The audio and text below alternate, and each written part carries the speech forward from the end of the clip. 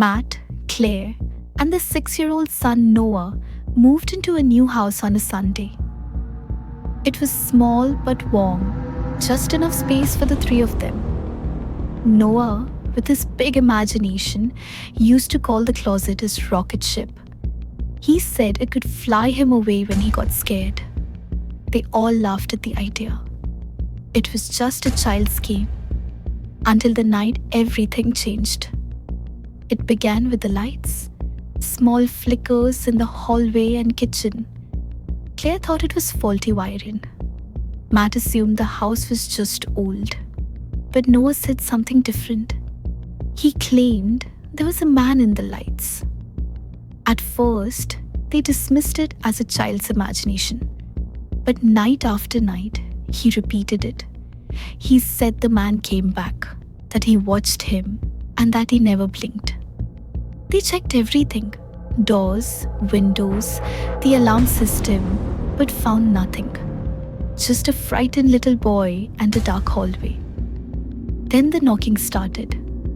One night around 2 a.m., Claire heard it. Not in the door or window, but from inside the walls.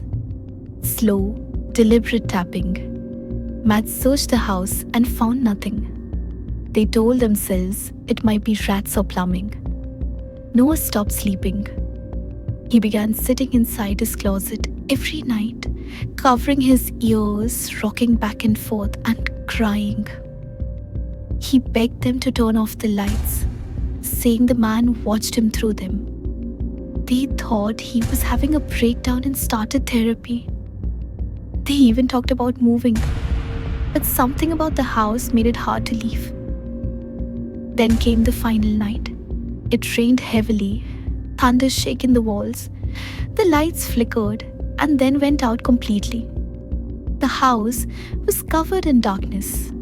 Then a flashlight clicked on. It wasn't theirs. A narrow beam of light slowly moved down the hallway toward their bedroom. Claire woke first. The light kept coming.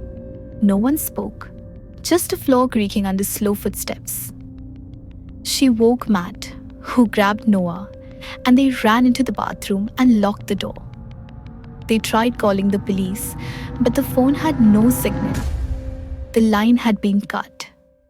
The beam of light stopped just outside the bathroom door. A single knock, then silence. No footsteps, no retreat. They waited until sunrise.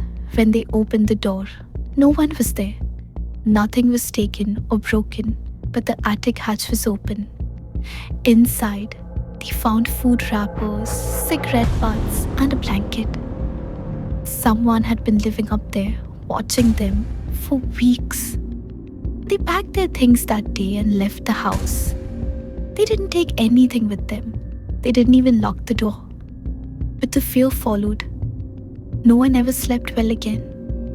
He kept a flashlight under his bed and said it belonged to him now. He stopped smiling. He never played in the closet again.